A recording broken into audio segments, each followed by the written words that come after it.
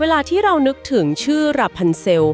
ภาพแรกที่ผุดขึ้นมาในหัวของพวกเราแทบทุกคนเลยเนี่ยน่าจะเป็นเจ้าหญิงแสนสวยใช่ไหมคะแบบที่ถูกขังอยู่บนหอคอยสูง ใช่ครับ ภาพจำที่คุ้นเคย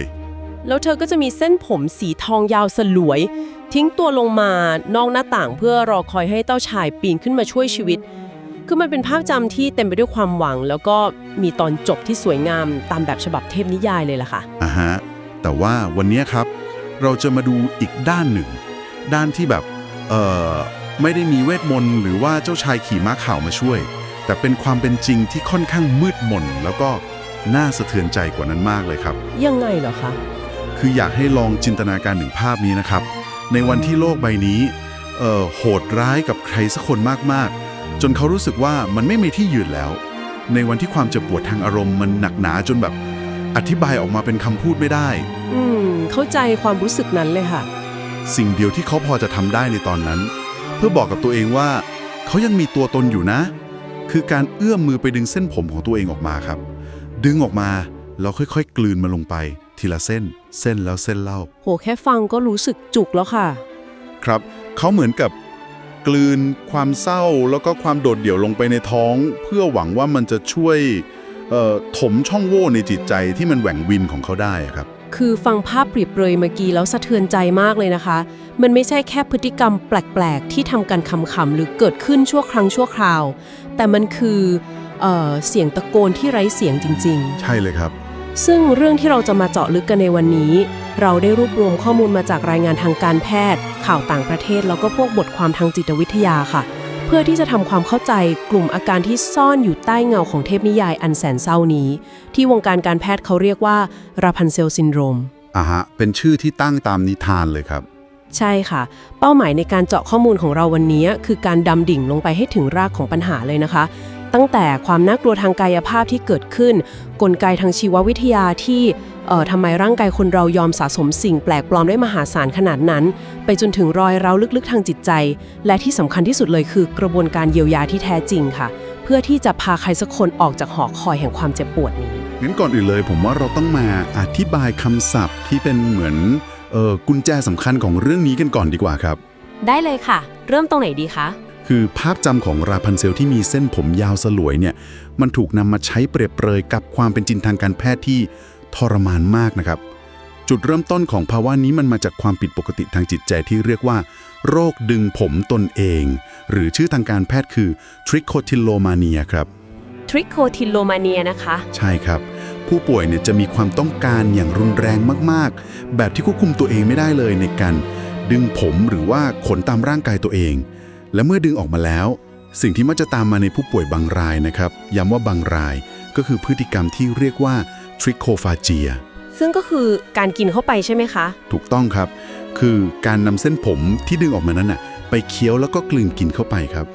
ตรงนี้ขอแทรกนิดนึงนะคะพอเราพูดถึงการกินเส้นผมเข้าไปเนี่ยคือมันไม่ใช่แค่อุบัติเหตุแบบเวลามีผมหลุดลงไปในชามก๋วยเตี๋ยวแล้วเราเผลอกลืนใช่ไหมคะไม่ใช่แบบนั้นแน่นอนครับคือถ้าเราตั้งใจกินเส้นผมจริงๆสัญชาตญาณการกลืนของคนเรามันน่าจะต่อต้านสิคะร่างกายมันน่าจะมีกลไกขย้อนหรือสำลักออกมาคือมันกลายไปเป็นฝันร้ายทางกายภาพขนาดใหญ่ได้ยังไงคะเนี่ยคือกลไกเบื้องหลังเรื่องนี้ครับมันไม่ได้เกิดขึ้นจากการกลืนผมกำใหญ่ๆในคราวเดียวนะครับแต่มันคือเหมือนพิธีกรรมนะครับที่ทำซ้ำๆอย่างเงียบเชียบแล้วก็ซ่อนเร้นมากๆคือค่อยๆกลืนเหรอคะใช่ครับเส้นผมจะถูกดึงแล้วก็กลืนลงไปทีละเส้น2 เส้นหรือเป็นกระจุกเล็กๆอย่างต่อเนื่องเป็นเวลาหลายเดือนหรือว่าหลายปีเลยครับการกลืนทีละน้อยแบบนี้มันสามารถหลบเลี่ยงกลไกการขย้อนของร่างกายได้อย่างแนบเนียนเลยแล้วพอมันลงไปในท้องล่ะคะเมื่อมันลงไปสะสมในกระเพาะอาหารเรื่อยๆมันจะจับตัวกันเป็นก้อนแข็งครับทางการแพทย์จะเรียกว่า Trichobisol ครับผมซึ่งไอ้ก้อนนี้แหละที่นำไปสู่กรณีศึกษา1จากสหราชอาณาจักรที่พออ่านเจอในข้อมูลแล้วรู้สึกแบบหดหู่มากๆเลยค่ะเคสของน้องเมลิซ่าใช่ไหมครับใช่ค่ะเป็นเรื่องของเด็กสาววัย15 ปีที่ชื่อเมลิซ่าวิลเลียมส์คือเธอตกเป็นเหยื่อของการถูกบูลลี่หรือว่าถูกกลั่นแกล้งอย่างหนักหน่วงมากในโรงเรียนพอสังคมที่โรงเรียนมันกลายเป็นขุมนรกสำหรับเธอเลยใช้การดึงและกินเส้นผมเนี่ยเพื่อจัดการกับความวิตกกังวลและความเครียดที่สะสมอยู่เป็นกลไกการรับมือของเขานะครับใช่ค่ะ จนกระทั่งวันหนึ่งเนี่ยเธอปวดท้องรุนแรงมากๆจนต้องส่งโรงพยาบาลและสิ่งที่แพทย์พบจากการเอ็กซเรย์ก็คือก้อนผมในกระเพาะอาหารที่ใหญ่และหนักถึง3 กิโลกรัมค่ะโห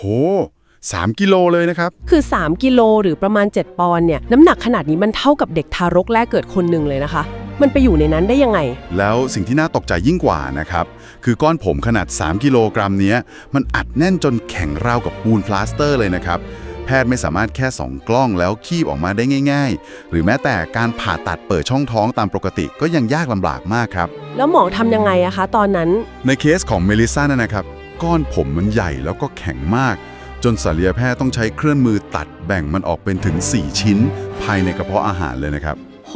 ต้องหั่นในกระเพาะเลยเหรอคะใช่ครับถึงจะสามารถดึงชิ้นส่วนพวกนั้นออกมาจากท้องของเธอได้คือการสะสมมวลขนาดนี้ได้เนี่ยมันคือหลักฐานที่จับต้องได้ของความทุกข์ทรมานที่เธอแบกรับมาตลอดเวลาหลายปีโดยที่แบบไม่มีใครสังเกตเห็นเลยครับถ้าเรามองในมุมของสัญลักษณ์นะคะเอาจริงๆก้อนผมน้ำหนัก3 กิโลกรัมนั้นน่ะมันไม่ใช่แค่อาหารที่กินเข้าไปแต่มันเปรียบเสมือนกำแพงหรือก้อนหินที่เด็กสาวคนหนึ่งพยายามสร้างขึ้นมาภายในร่างกายตัวเองเพื่อใช้เป็นเกราะกำบังปกป้องตัวเองจากความโดดเดี่ยวเป็นเกราะที่สร้างจากความเจ็บปวดใช่เลยค่ะเธอพยายามปกป้องตัวเองจากการถูกทำร้ายจิตใจที่ไม่มีใครมองเห็นเธอกลืนความบอบช้ำเข้าไปแล้วก็สร้างมันขึ้นมาเป็นรูปธรรมข้างในนั้นแต่ว่าพอเชื่อมโยงภาพไอ้ก้อนหินในกระเพาะนี้มาสู่มุมมองทางชีววิทยานะคะมันมีเรื่องที่สงสัยมากๆเลยค่ะเรื่องอะไรครับคือระบบย่อยอาหารของมนุษย์เราเนี่ยมันเต็มไปด้วยกรดรุนแรงใช่ไหมคะย่อยเนื้อสัตว์ย่อยโปรตีนได้สบายๆเลยทำไมมันถึงปล่อยให้เกิดการสะสมของเส้นผมได้มหาศาลขนาดนี้โดยที่ไม่ย่อยสลายมันไปก่อนล่ะคะความลับทางชีววิทยาเรื่องนี้มันอยู่ที่โครงสร้างของเส้นผมมนุษย์ครับ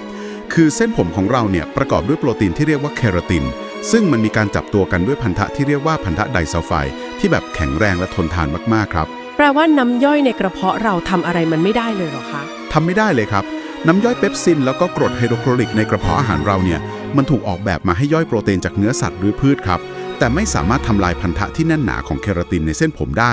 เมื่อเส้นผมถูกกลืนลงไปมันก็เลยรอดพ้นจากการถูกย่อยได้อย่างสมบูรณ์แบบเลยครับแล้วเรื่องการเคลื่อนตัวของกระเพาะล่ะคะปกติกระเพาะเรามันจะมีการบีบตัวยืดหดเหมือนเครื่องซักผ้าเพื่อดันอาหารลงไปสู่ลำไส้ไม่ใช่หรอคะทำไมเส้นผมพวกนี้ถึงไม่ถูกบีบไล่ลงไปตามระบบขับถ่ายปกตินี่แหละครับกระบวนการบีบตัวของทางเดินอาหารที่เรียกว่า peristalsis นี่แหละที่กลับกลายเป็นตัวการทำให้เรื่องมันแย่ลงไปอีกอ้าวทำไมล่ะคะลองนึกภาพเวลาเราเอาเชือกไนลอนเส้นยาวๆไปซักในเครื่องซักผ้านะครับพื้นผิวของเส้นผมมนุษย์จะมีความลื่นสูงมากเมื่อกระเพาะอาหารพยายามบีบตัวเพื่อดันเส้นผมลงไปมันจะไม่ยอมเคลื่อนตัวลงไปง่ายๆครับแต่ความลื่นและการบีบตัวนั้นกลับทำให้เส้นผมหมุนวนแล้วก็พันกันเองยุ่งเหยิงยิ่งขึ้นครับโหยิ่งพยายามดันยิ่งพันกันถูกต้องครับยิ่งมีเส้นผมตกลงมาเพิ่มมันก็ยิ่งถักทอกันแน่นขึ้นแล้วก็ไปผสมเข้ากับเมือกของกระเพาะอาหารรวมถึงเศษอาหารอื่นๆที่เรากินเข้าไปด้วยครับฟังดูน่าสะอิดสะเอียนเหมือนกันนะคะเนี่ยครับเมื่อเวลาผ่านไปเนี่ยกรดในกระเพาะถึงแม้จะย่อยผมไม่ได้แต่มันทำให้โปรตีนบางส่วนเปลี่ยนสภาพหรือดีเนเจอร์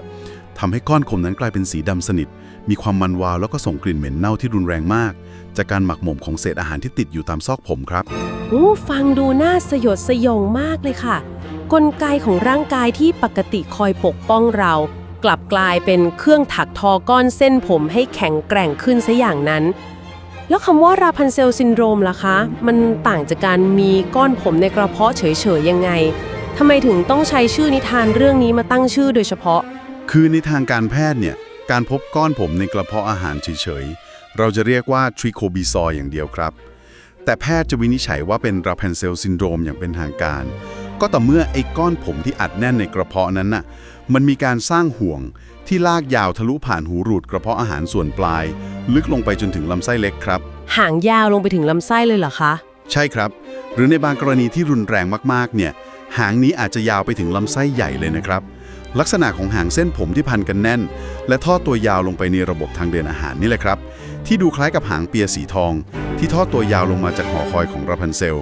ก็เลยเป็นที่มาของชื่อกลุ่มอาการนี้ครับมีกรณีศึกษาหลายเคสแสดงให้เห็นถึงอันตรายระดับวิกฤตเลยนะคะใช่ครับมีเคสที่น่าตกใจเยอะมาก อย่างเช่น เด็กสาววัย 17 ปีในสหราชอาณาจักรที่อยู่ๆก็เป็นลมล้มพับไปถึง 2 ครั้ง สภาพใบหน้าคือฟกช้ำจากการล้มเลยนะคะ พอไปตรวจถึงได้พบว่ามีก้อนผมพร้อมห่างยาวถึง 19 นิ้วอยู่ในท้อง 19 นิ้วนี่เกือบครึ่งเมตรเลยนะครับ ใช่ค่ะยาวมาก แล้วมันกำลังเสียดสีจนทำให้กระเพาะอาหารของเธอฉีกขาด หรืออีกเคสที่เวียดนามเด็กหญิงวัยแค่ 8 ขวบเท่านั้นเองนะคะ มีอาการปวดท้องรุนแรงมาก พอตรวจก็พบว่าก้อนผมในท้องใหญ่ถึง 30 คูณ 20 เซนติเมตรทำให้กระเพาะทะลุและเกิดเยื่อบุช่องท้องอักเสบอย่างรุนแรงเลยค่ะ อาการกระเพาะทะลุแล้วก็เยื่อบุช่องท้องอักเสบเนี่ยเป็นภาวะฉุกเฉินทางการแพทย์ที่อันตรายถึงชีวิตเลยนะครับ มันร้ายแรงขนาดนั้นเลยเหรอคะ เนี่ยรั่วไหลออกไปสู่ช่องท้องที่ปกติ มันจะเป็นระบบปิดและไร้เชื้อ มันจะนำไปสู่การติดเชื้อในกระแสเลือดอย่างรวดเร็วมากครับ ซึ่งทำให้อวัยวะต่างๆล้มเหลวและเสียชีวิตได้ภายในเวลาไม่นานเลย หากไม่ได้รับการผ่าตัดด่วน พอฟังถึงความน่ากลัวตรงนี้ปุ๊บมันทำให้เกิดคำถามที่แบบขัดแย้งกับสามัญสำนึกมากๆเลยค่ะ คือถ้าร่างกายมนุษย์ต้องเผชิญกับความเจ็บปวดแสนสาหัสขนาดนี้ ทั้งการอาเจียนปวดท้อง กระเพาะฉีกขาดลำไส้อักเสบทำไมสัญชาตญาณการเอาชีวิตรอดของสมองมนุษย์ ถึงไม่ออกคำสั่งให้หยุดพฤติกรรมการกินเส้นผมล่ะคะ เป็นคำถามที่เจาะลึกถึงแก่นของปัญหาเลยครับ คือทำไมกลไกป้องกันตัวตามธรรมชาติที่ควรจะสั่งให้เรารักษาชีวิตตัวเองถึงพ่ายแพ้กับพฤติกรรมนี้อย่างราบคาบล่ะคะ เหตุผลที่สมองไม่ยอมสั่งให้หยุด ก็เพราะว่าระบบสัญญาณเตือนภัยในสมองเนี่ยมันถูกทำให้บิดเบี้ยวไปแล้วครับ ความเจ็บปวดทางกายที่กระเพาะอาหารมันเทียบไม่ได้เลยกับรอยร้าวทางจิตใจที่ผู้ป่วยกำลังเผชิญอยู่ครับ แปลว่าจิตใจเขาเจ็บปวดกว่าร่างกายหลายเท่าเลยใช่ไหมคะ ใช่ครับ คือโรคดึงผมตัวเองเนี่ยถูกจัดให้อยู่ในกลุ่มความผิดปกติที่เกี่ยวกับการย้ำคิดย้ำทำหรือว่าสเปกตรัมของอาการ OCD ครับ และเป็นพฤติกรรมทำซ้ำที่เน้นร่างกาย ต้นเหตุที่แท้จริงเนี่ยไม่ใช่ความอยากอาหารเลยนะครับ แต่เป็นผลพวงจากความเครียดเรื้อรัง ภาวะซึมเศร้า การถูกทำร้ายจิตใจ หรือแม้กระทั่งการถูกละเลยในวัยเด็กครับ อ๋อ แปลว่าในขณะที่กระเพาะอาหารกำลังกรีดร้องด้วยความเจ็บปวด สมองกลับมองว่าการดึงและกินเส้นผมคือยาระงับปวดทางอารมณ์อย่างนั้นเหรอคะ อธิบายแบบนั้นได้เลยครับ คือเวลาที่ผู้ป่วยดึงเส้นผมเนี่ย มันจะมีความรู้สึกตึงที่หนังศีรษะใช่ไหมครับ ตามมาด้วยความเจ็บปวดเล็กน้อย ซึ่งในจังหวะนั้นเอง สมองจะหลั่งสารเอนโดรฟินออกมาเพื่อบรรเทาความเจ็บปวดทางกาย สารแห่งความสุขนะเหรอคะ ใช่ครับ สารตัวนี้แหละที่ให้ความรู้สึกผ่อนคลายชั่วขณะทำให้ผู้ป่วยรู้สึกว่าตัวเองสามารถควบคุมอะไรบางอย่างได้ ในโลกที่พวกเขาแทบจะควบคุมสภาพแวดล้อมที่เลวร้ายไม่ได้เลย ฟังแล้วเศร้าจังเลยค่ะ การเคี้ยวและกลืนเส้นผมก็ให้สัมผัสทางประสาทที่ช่วยเบี่ยงเบนความสนใจของสมอง ออกจากความวิตกกังวลที่เขากำลังเผชิญหน้าอยู่ด้วยครับ มันคือกลไกการรับมือที่รุนแรงและก็อันตรายมากครับ เพื่อให้ทุกคนที่ฟังอยู่เห็นภาพที่ชัดเจนขึ้นเกี่ยวกับการเป็นกลไกการรับมือนะคะ มีรายงานของเด็กหญิงวัย 8 ขวบที่ประเทศจีน ครอบครัวสังเกตเห็นว่าเธอไม่ได้อยู่ดีๆ ก็มาดึงผมตัวเองกินตอน 8 ขวบนะคะ แล้วเขาเริ่มจากอะไรครับ เธอเริ่มมีพฤติกรรมดึงผมจากตุ๊กตาค่ะ แล้วเอามากินตั้งแต่อายุแค่ 2 ขวบเท่านั้นเอง 2 ขวบเองเหรอครับ ใช่ค่ะ พอเริ่มโตขึ้นพฤติกรรมนี้ก็ค่อยๆพัฒนาและเปลี่ยนมาเป็นการดึงผมของตัวเองแทน โห การเปลี่ยนผ่านจากการดึงผมตุ๊กตามาเป็นผมตัวเองเนี่ยมันสะท้อนให้เห็นชัดเจนเลยนะครับถึงความพยายามของจิตใจเด็กคนหนึ่งในการค้นหาวิธีปลอบประโลมตัวเอง ใช่เลยค่ะ เมื่อความเครียดหรือความบอบช้ำทางใจมันก่อตัวขึ้นตั้งแต่ยังเล็กเกินกว่าจะพูด หรือว่าจัดการกับอารมณ์ได้เนี่ยพฤติกรรมซ้ำๆจึงกลายเป็นที่พึ่งพิงเดียวของเขาครับ คือการก้าวกระโดดจากผมตุ๊กตามาสู่ผมตัวเองเนี่ยมันบอกเราว่ารอยร้าวนี้มันลึกมากจริงๆ ถ้าวิเคราะห์จากมุมมองนี้ การที่ศัลยแพทย์เข็นผู้ป่วยเข้าห้องผ่าตัด เปิดหน้าท้อง แล้วคีบเอาก้อนผม3 กิโลกรัมออกไป มันเป็นแค่การรักษาที่ปลายเหตุล้วนๆเลยใช่ไหมคะ ถูกต้องที่สุดเลยครับ มันเหมือนเรามีแผลติดเชื้อหวะหวะที่แขน แล้วเราก็แค่เอาพลาสเตอร์ยาไปแปะทับไว้ โดยไม่ทำความสะอาด ถ้าจิตใจยังบอบช้ำ สมองยังคงเรียกร้องหาวิธีรับมือแบบเดิม พฤติกรรมนี้ก็จะไม่มีวันหายไป ต่อให้เอาผมออกไปจนหมดท้องแล้วก็ตาม เป็นการเปรียบเทียบที่ตรงจุดมากๆครับ คือการผ่าตัดเนี่ยมันช่วยรักษาชีวิตทางกายไว้ได้ในนาทีวิกฤตก็จริง แต่มันไม่ได้แตะต้องบาดแผลในใจเลยแม้แต่น้อยครับ ซึ่งจุดนี้นำไปสู่สถิติที่ท้าทายวงการแพทย์อย่างมากเลย นั่นคือภาวะที่เรียกว่า recurrent Rapunzel syndrome recurrent แปลว่ามันกลับมาเป็นซ้ำเหรอคะ ใช่ครับ คือการกลับมาเป็น Rapunzel syndrome ซ้ำสองมีรายงานทางการแพทย์ยืนยันเลยนะครับว่า ผู้ป่วยจำนวนมาก หากได้รับการผ่าตัดทางกายอย่างเดียว โดยขาดการบำบัดทางจิตอย่างจริงจัง พวกเขาจะกลับมาสร้างก้อนผมในท้องอีกครั้งแน่นอนครับ โอ้โห หมายความว่ามีคนที่ต้องกลับมาผ่าตัดเปิดช่องท้องซ้ำแล้วซ้ำเล่า เพียงเพราะบาดแผลในใจไม่ได้รับการแก้ไขอย่างนั้นเหรอคะ ใช่ครับ มีเคสผู้ป่วยที่ต้องกลับมาขึ้นเขียงผ่าตัดซ้ำหลังจากผ่านไป 2 ปี 5 ปี หรือแม้กระทั่ง 9 ปีก็มีนะครับ โห นานขนาดนั้นก็ยังกลับมาเป็นอีก อย่างในกรณีศึกษาหนึ่ง ผู้ป่วยหญิงเคยผ่าตัดเอาก้อนผมออกตอนอายุ 16 แต่สภาพแวดล้อมและความเครียดในครอบครัว ไม่เคยได้รับการแก้ไขอย่างลึกซึ้งเลย พอเธออายุ 25 และต้องเผชิญกับวิกฤตชีวิตอีกครั้ง สมองก็สั่งให้เธอกลับไปใช้กลไกเดิมครับ คือการดึงและกินผม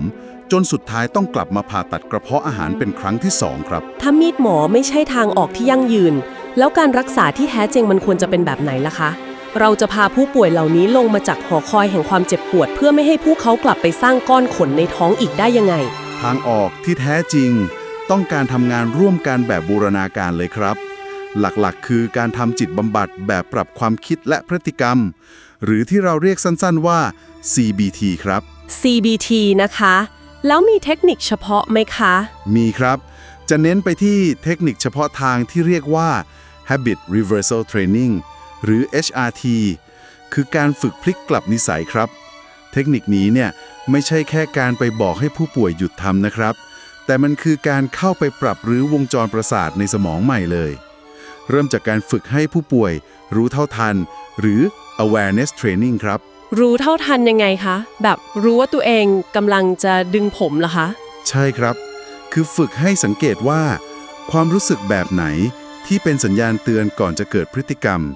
เช่น เริ่มรู้สึกตึงเครียดที่ไหล่ หรือรู้สึกยุบยิบที่หนังศีรษะ อะไรแบบนี้ครับ อ๋อ พอผู้ป่วยเริ่มจับสัญญาณของตัวเองได้แล้วว่า อารมณ์นี้กำลังมา อาการทางกายเริ่มมา แล้วขั้นตอนต่อไปในกระบวนการ HRT คืออะไรคะ ขั้นตอนต่อไปคือการสร้างพฤติกรรมทดแทนครับ เมื่อสมองสั่งการให้มือเอื้อมไปดึงผม ผู้ป่วยจะต้องถูกฝึกให้ทำพฤติกรรมอื่น ที่ใช้กล้ามเนื้อมัดเดียวกัน แต่ไม่เป็นอันตรายทันทีครับ อย่างเช่นอะไรบ้างคะ ก็อย่างเช่น การบีบลูกบอลยางคลายเครียด การถักนิตติ้ง หรือกำมือแน่นๆนาบตักควบคู่กับการฝึกหายใจเข้าออกลึกๆ เพื่อดึงสติกลับมาครับ การทำแบบนี้ซ้ำๆจะช่วยสร้างเส้นทางประสาทใหม่ในสมองทำให้ผู้ป่วยสามารถรับมือกับความเครียดได้ โดยไม่ต้องทำร้ายตัวเองครับ นอกจากการฝึกพฤติกรรมบำบัดแล้ว ในแง่ของยา มีการใช้ยาเข้ามาช่วย เพื่อดับไฟความเครียดในสมองก่อนบ้างไหมคะ มีแน่นอนครับ ในกรณีที่ความวิตกกังวลรุนแรงมากๆ จิตแพทย์อาจพิจารณาให้ยาควบคู่ไปด้วย เช่น ยาในกลุ่มต้านซึมเศร้า หรือ SSRI เพื่อช่วยจัดการกับภาวะซึมเศร้าพื้นฐานครับ แล้วมียาตัวอื่นอีกไหมคะ บางครั้งอาจจะมีการใช้ยาแบบ off label ครับ เช่นควิไทอาปีน ซึ่งปกติยาตัวนี้เป็นยาต้านอาการทางจิต แต่ในขณะที่เหมาะสมเนี่ย ยาตัวนี้จะไปช่วยลดการทำงานของโดปามีนและเซโรโทนินบางตัวในสมอง ช่วยหลีเสียงความคิดย้ำทำที่วนเวียนอยู่ในหัวผู้ป่วยให้เบาลงครับ อ๋อ